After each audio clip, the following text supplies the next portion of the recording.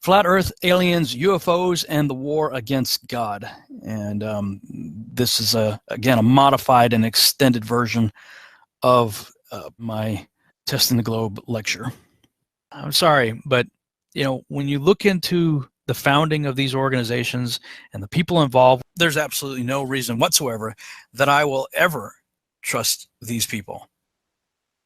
And when I look at their allegiance against God, against his anointed, against the Messiah, and all the things that they do in favor of the man of sin, the man of lawlessness, the beast, the Antichrist, whose number is 666, and all of the things associated with the globe that they push, that just so happen to also, in one way or another, end up equating to some form of 666, I have to be honest with you, it sure does look like, if not the great delusion itself, a big portion of it, a huge portion of it.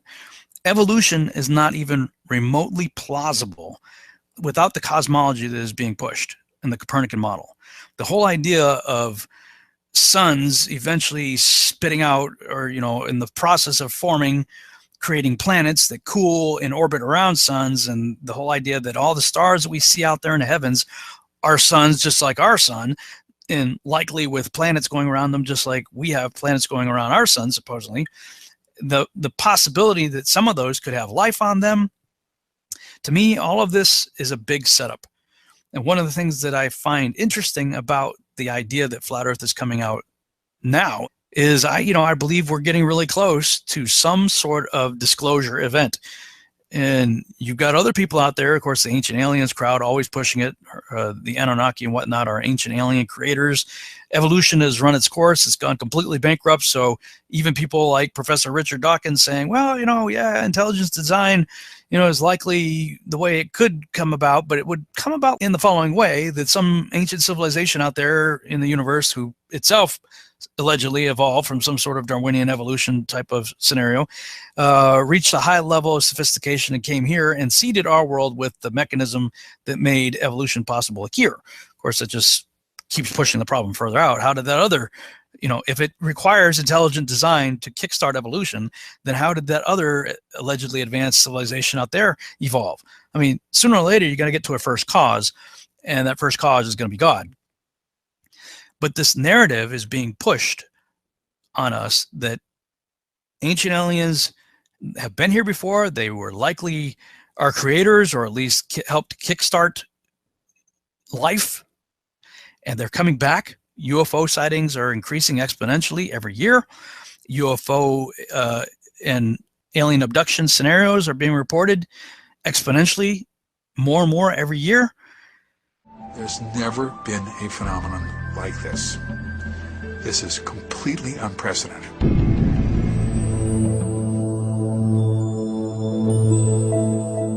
What was happening was that people were talking about this reproductive material. People were having sperm taken, they were having eggs taken. People report that they were having embryos injected into them and sometimes retrieved from them. I began to hear accounts of abductees who were taken into a room and their attention would be directed to a screen-like device. And on the screen, there would be a scene of normal human activity. A picnic, kids playing ball, guys standing around a grill, people talking to each other. And they'll hear in their minds, can you tell the difference between you and us? And the person will look at the screen and say, no, everybody looks the same to me, And they'll say, see, isn't that wonderful? Isn't that great? Soon we will all be together. Soon it will be wonderful. Soon everybody will be happy. Now, you hear that once. It's not a pattern. You hear that once, you just discard it. Interesting, who knows? But when you begin to hear it over and over again, then suddenly it has different meaning. This is from other people who are not aware of this testimony. And then I began to understand that what they were telling me these abductees, what these beings were telling these abductees, is that ultimately this is an integration program into the society, not with gray aliens most likely, but with these hybrids who look quite human.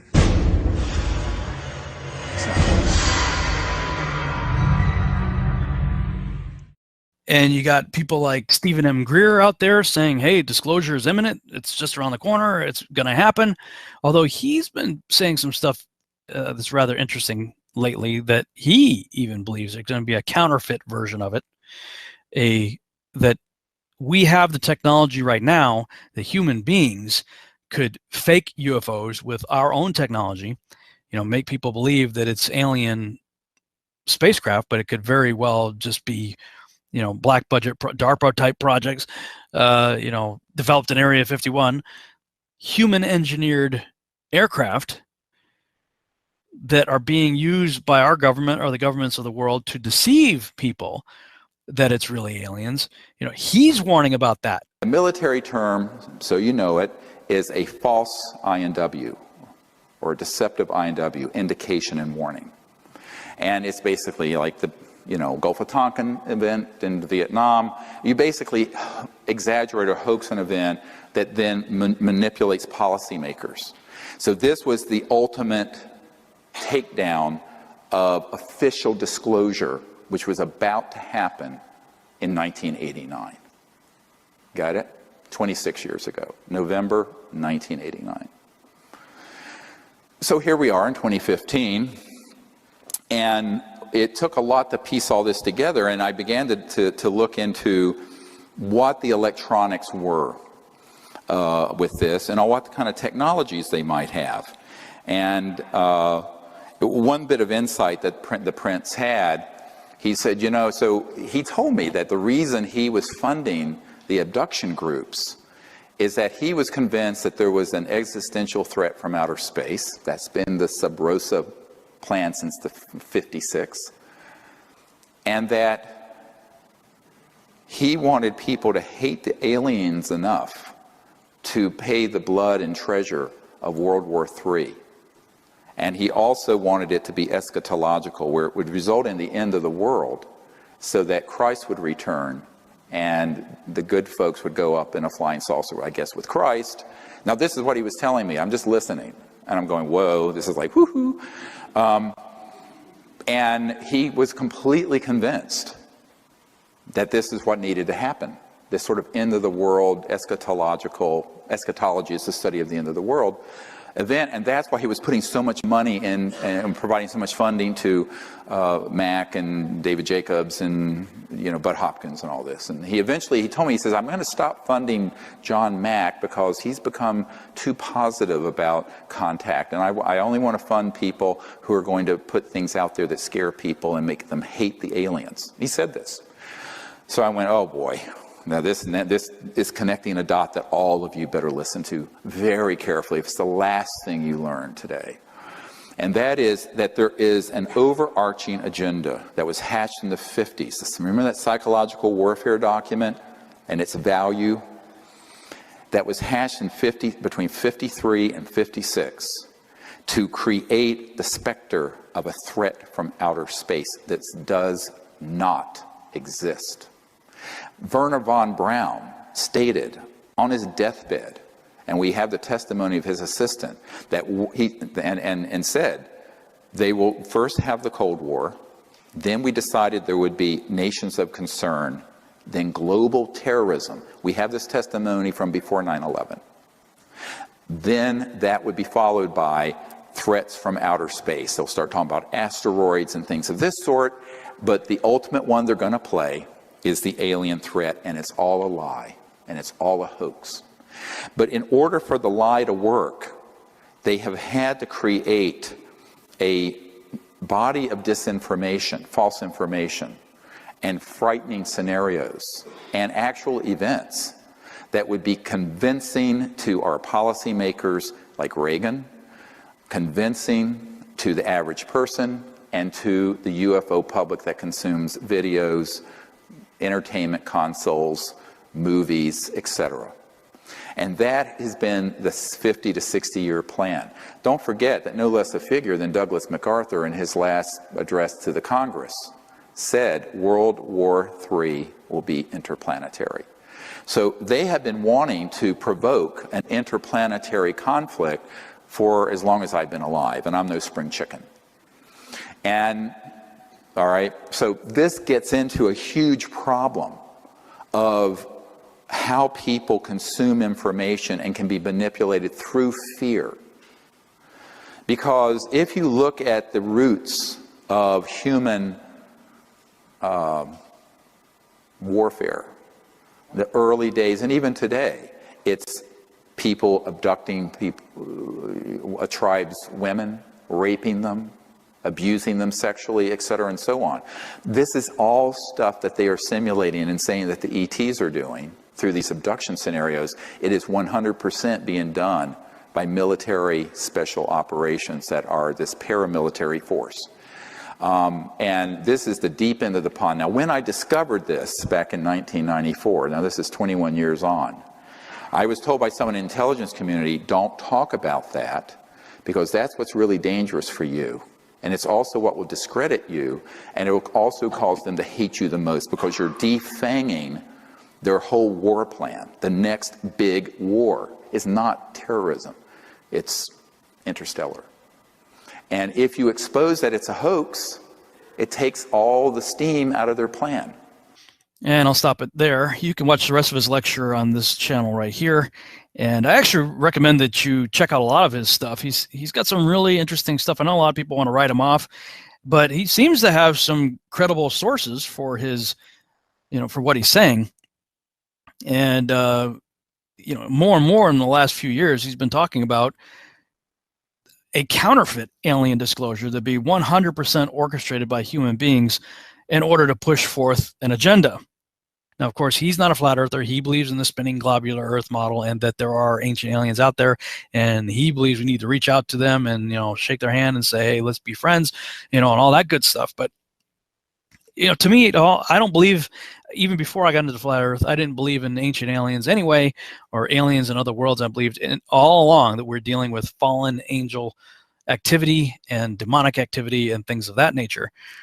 And yet still, we have to acknowledge that we've had constant media bombardment, both in, sort of mainstream news as well as in movies and pop culture and all kinds of stuff, always, always, always pushing this alien agenda, people from other worlds out there. And I mean, we've even had US presidents perhaps preparing us in advance for what they may or may not know is coming and setting the stage for all this. I couldn't help at one point in my discussions privately with General Secretary Gorbachev, when you stop to think that we're all God's children wherever we may live in the world, I couldn't help but say to him, just think how easy his task and mine might be in these meetings that we held if suddenly there was a threat to this world from some other species, from another planet, outside in the universe. We'd forget all the little local differences that we have between our countries, and we would find out once and for all that we really are all human beings here on this earth together. In our obsession with antagonisms of the moment, we often forget how much unites all the members of humanity. Perhaps we need some outside universal threat to make us recognize this common bound. I occasionally think how quickly our differences worldwide would vanish if we were facing an alien threat from outside this world. And yet, I ask you, is not an alien force already among us? What could be more alien to the universal aspirations of our peoples than war and the threat of war? I think maybe I'd answer it this way. I keep, in my frustration sometimes, actually, if you count some of the things going on in smaller countries and all, there have been about 114 wars since World War II. But I've often wondered, what if all of us in the world discovered that we were threatened by a power from outer space, from another planet? wouldn't we all of a sudden find that we didn't have any differences between us at all? We were all human beings, citizens of the world, and wouldn't we come together to fight that particular threat? We know now we live in an ever-expanding universe. We know that there are billions of stars and planets literally out there, and the universe is getting bigger.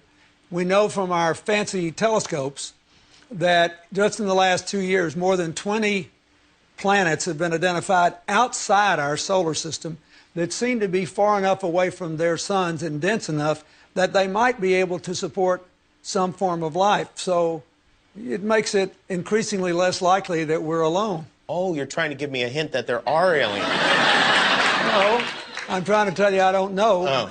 But if we were visited someday, I wouldn't be surprised. I just hope that it's not like Independence Day. Yeah, right. That it's a conflict. Well, now we have friendly Maybe the aliens. only way to unite this incredibly divided world of ours. They're out there. We better think of how all the differences among people on Earth would seem small if we felt threatened by a space invader. That's the whole theory of independence. You're right. So the thing about flat Earth that really intrigues me is it nullifies all of it. If we're in a terrarium, well, there's a creator. And so if there's a creator, then immediately evolution is demolished. And the whole notion of ancient aliens goes out the window too, because everything above us is way closer and way smaller than what we've been taught. So anyway, that's my take on the likelihood that the Copernican spinning heliocentric globular Earth model could very likely be a massively huge part, if not the central part, of the strong delusion written about in Scripture concerning the last days. But if you go back and listen to what Stephen M. Greer was saying, he made reference to the testimony of Dr. Carol Rawson. And, it's important to point out that this interview was done prior to 9/11/2001. Listen to what she has to say. When I was a corporate manager of Fairchild Industries in 1974 through 77, I met the late Dr. Werner von Braun in early 74. At that time, von Braun was dying of cancer, but he assured me that he would live a few more years in order to tell me about the game that was being played, that game being the effort to weaponize space, to control the Earth from space and space itself. Von Braun's purpose in life during the last years of his life, his dying years, was to educate the public and decision makers about why space-based weapons are a dumb, dangerous, destabilizing, too costly, unnecessary, unworkable, undesirable idea. The strategy that Werner von Braun taught me was that first the Russians are going to be considered to be the enemy. In fact, when I met him in 74, they were the enemy, the identified enemy. We were told that they had killer satellites. We were told that they were coming to get us and control us, the dirty commies, that whole story. First, the Russians were the enemy against whom we're going to build space-based weapons. Then terrorists would be identified, and that was soon to follow. We heard a lot about terrorism. Then we were going to identify third world country crazies. We now call them nations of concern. But he said that would be the third enemy against whom we would be needing to build space-based weapons. And the next enemy was asteroids.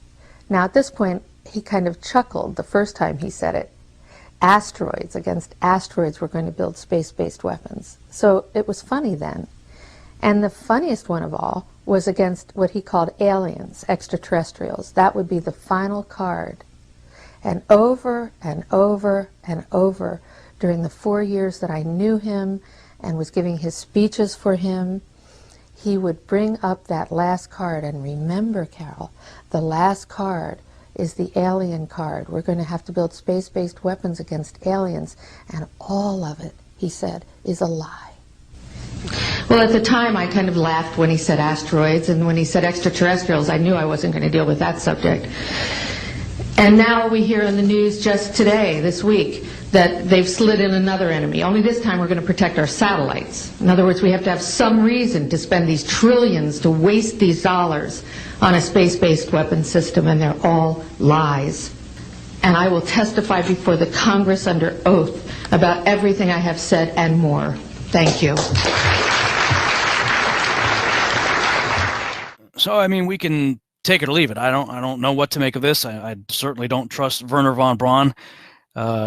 This person seems to be a credible person. She's giving a testimony that, I mean, we can only assume is true unless proven otherwise.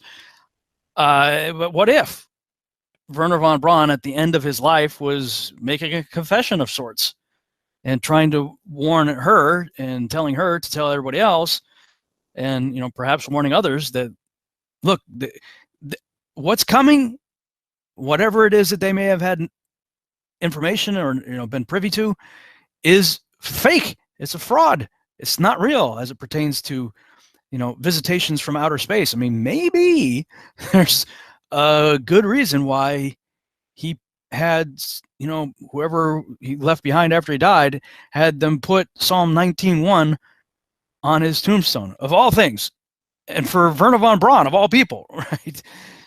Psalm 19:1 describing the firmament. It's definitely one of those things that make you go,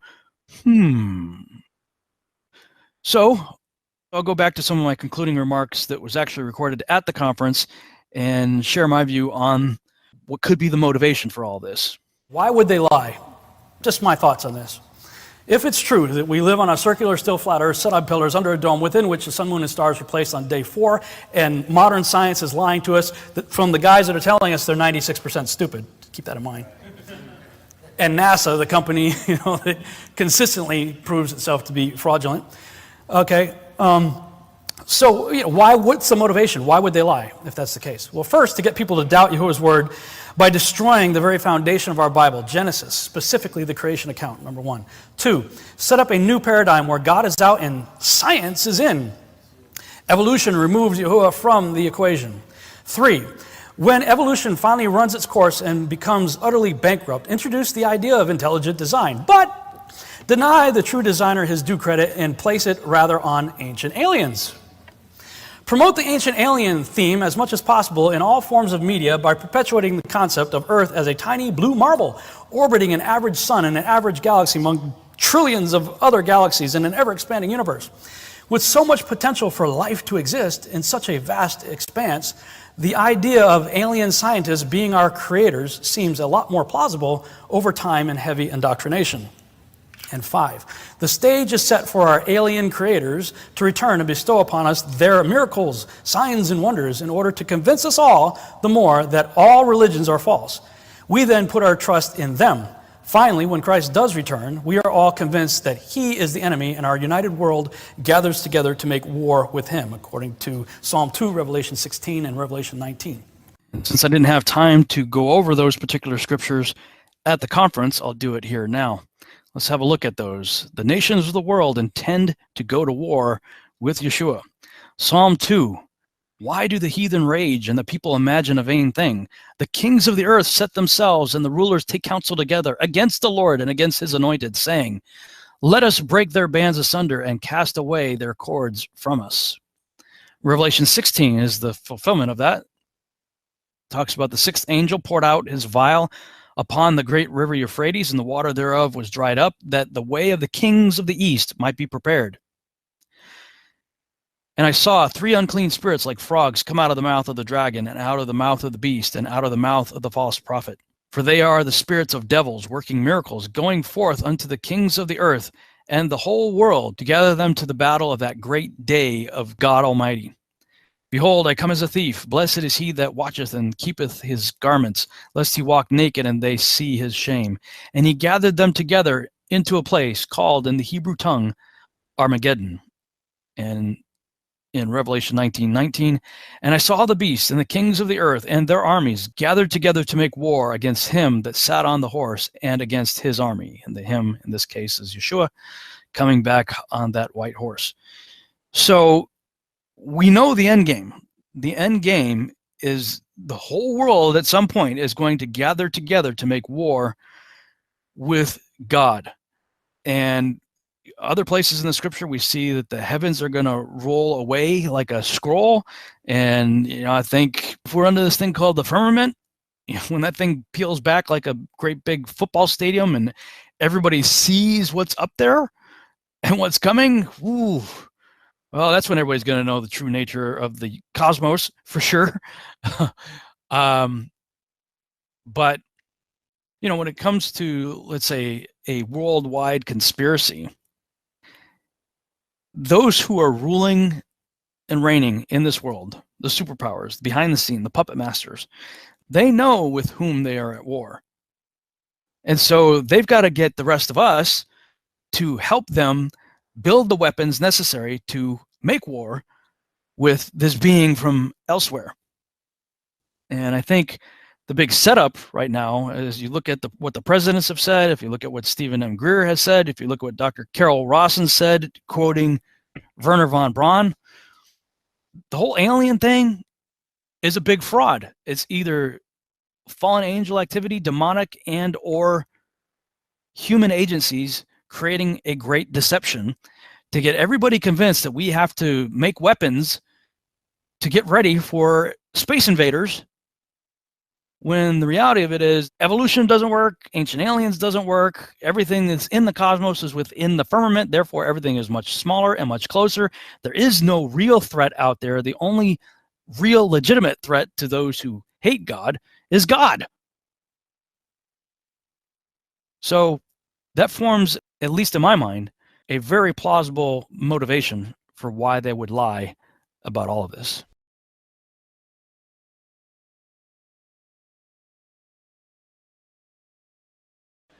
When it comes to belief, here are our choices, ladies and gentlemen. In the beginning, God created the heavens and the earth, and he made us in his own image. In the beginning, nothing farted out the heavens and the earth, and we got here from goo to you by way of the zoo. Or, in the beginning, nothing farted out the heavens and the earth, and ETs seeded the goo to make you. Those are our choices. I don't know about you, but I'm going to go with option number 1.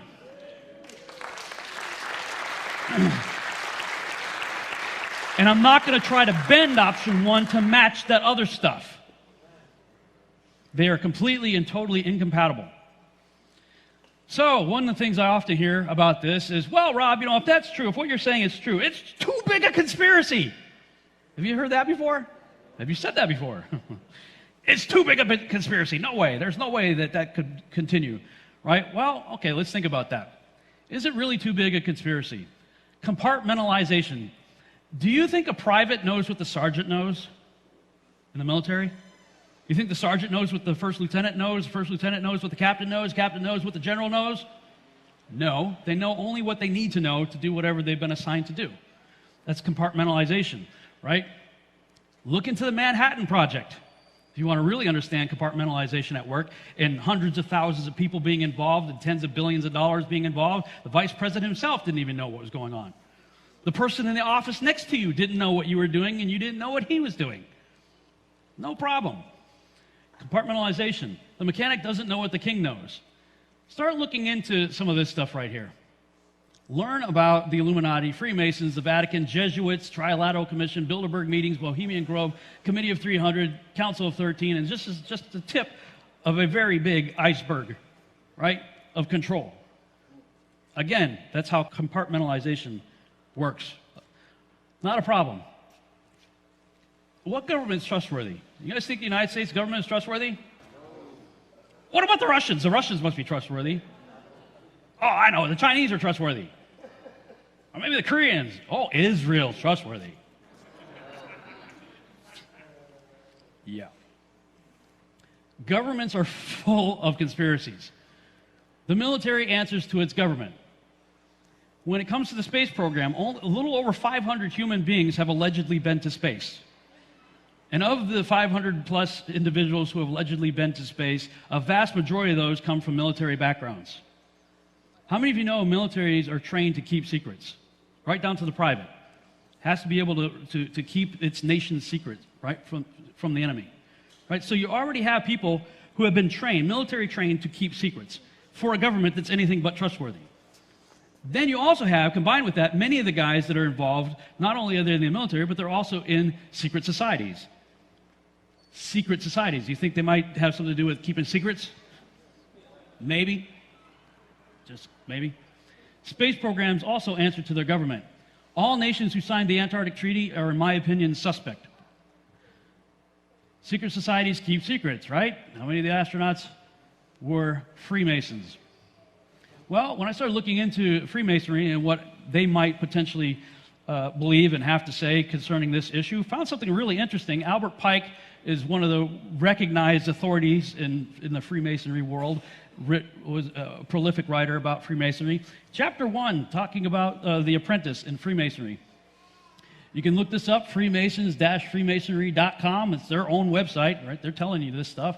Right at the beginning of it says, the dimensions of the lodge, our brethren of the York Rite say, are unlimited, and it's covering no less than the canopy of heaven. To this object, the canopy of heaven, Scripture calls the firmament, they say the Mason's mind is continually directed, and thither the hopes at last to arrive by the aid of the theological ladder which Jacob in his vision saw ascending from earth to heaven, the three principal rounds of which are denominated faith, hope, and charity, and which admonish us to have faith in God, hope in immortality, and charity to all mankind. Accordingly, a ladder, sometimes with 9 rounds, is seen on the chart, resting at the bottom on the earth, its top in the clouds, the stars shining above it, and this is deemed to represent that mystic ladder which Jacob saw in his dream set up on the earth, and the top of it reaching to heaven, with the angels of God ascending and descending on it. The addition of the 3 principal rounds to the symbolism is wholly modern and incongruous. When they get down to the square and compass, the square is a right angle formed by 2 right lines. It is adapted only to a plane surface and belongs only to geometry, earth measurement, that trigonometry which deals with planes and with the earth, which the ancients supposed to be a plane. Did you guys get that? The compass describes circles and deals with spherical trigonometry, the science of the spheres and heavens. The former, therefore, is an emblem of what concerns the earth and the body, the latter of that what concerns the heavens and the soul. So they're telling you in their own iconography and the structure of their Freemasonic lodges that that's structured after the firmament, and the square and compass represents the plane earth. Coincidentally, many of our astronauts, were Freemasons. Maybe they were hiding something. Why was NASA completely run by high-degree Freemasons during the Apollo missions? Why were and are so many of the astronauts and others within NASA Freemasons? Could it be that they knew something and were/are therefore responsible for protecting the secret? Consider what Albert Pike had to say, what I just showed you right there in Morals and Dogma. In their own writings, they describe the ceiling as the canopy of heaven. To this object, the firmament, they say the Mason's mind is continually directed. They later say the square is a right angle formed by 2 right lines representing the plane earth. Right there. Okay, let's continue. Most are just doing their job and have no reason to question it. Oh, I've got a friend that works at NASA. Oh, congratulations. He builds stuff. Cool. Oh, I got another friend. He looks at a monitor and reads data. Awesome. They build stuff to put on something that goes on a launch pad with very few people are going to be involved with, that's going to launch and go who knows where. And by the way, they all lose contact with whatever they shoot up as soon as it goes over the Indian Ocean. Orion's over 100 miles up and going about 17,000 miles per hour. Just as it passes over the Indian Ocean, we lose communication.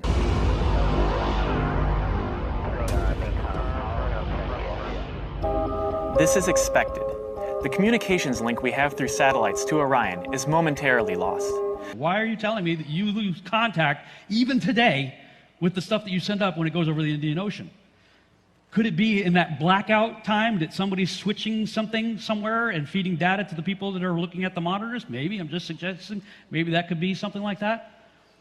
They build stuff, whoop-de-doo. They read data on computers, oh wow. They lose track over the Indian Ocean. The conspiracy of cosmology is no bigger than that of evolution. Is every teacher and everybody in on the conspiracy of evolution?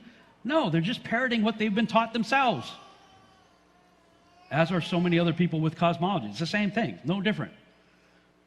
And they put it in a textbook and nobody questions it. All right, then what's the motivation? Why would they lie? Well, I think this billboard says a lot. In science we trust. Freedom from religion. They got their prophets, right? Scientism is a religion. This is my theory.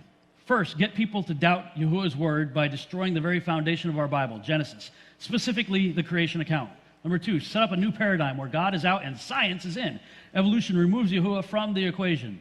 Number three, when evolution finally runs its course and becomes utterly bankrupt, introduce the idea of intelligent design, but deny the true designer his due credit and place it rather on ancient aliens. Number four, promote the ancient aliens theme as much as possible in all forms of media by perpetuating the concept of Earth as a tiny blue marble orbiting an average sun in an average galaxy among trillions of other galaxies in an ever-expanding universe.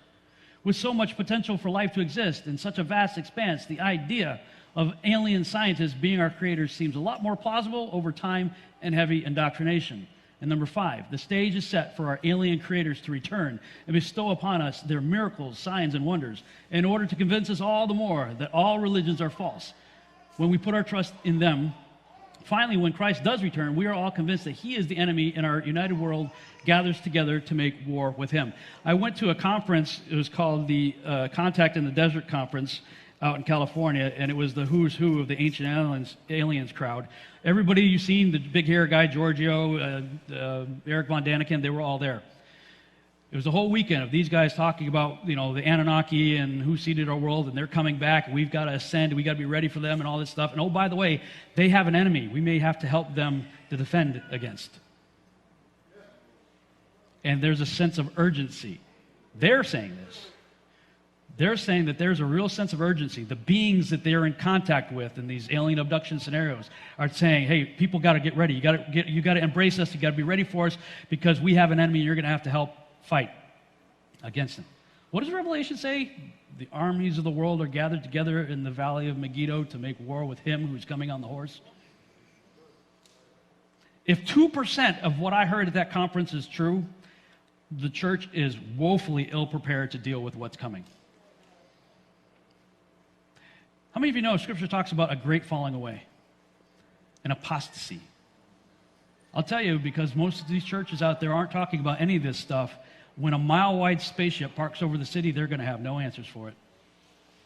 And we've had the Catholic Church all along saying, yeah, you know what, evolution, I think that might be true.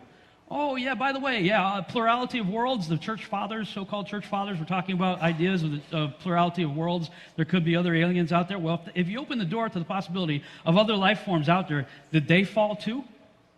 Did they have an Adam and Eve that sinned and need a Savior? Did Christ have to die for them too? Or is it possible that they didn't fall? They didn't sin.